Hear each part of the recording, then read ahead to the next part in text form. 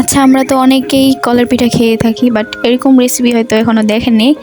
So রেসিপিটা আপনাদের জন্য, চাইলে ট্রাই করতে পারেন ঘরে, তো আবার খুবই অল্প সময়ে।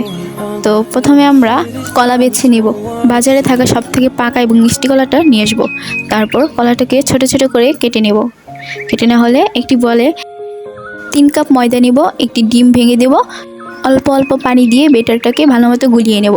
গুলিয়ে না হলে আবারও অল্প একটু তেল দিয়ে গুলিয়ে নেব। গুলিয়ে না হলে কেটে রাখা কলাগুলোকে ময়দার ভিতরে দিয়ে চুবিয়ে নেব। চুবিয়ে না হলে ব্রেড ক্রাম্বসে কোট করে নেব। তারপর একটি কড়াইতে তেল ভর্তি করে তেল গরম হওয়া পর্যন্ত অপেক্ষা করব। গরম হয়ে গেলে একটি একটি করে কলার পিসগুলো ছেড়ে দেব।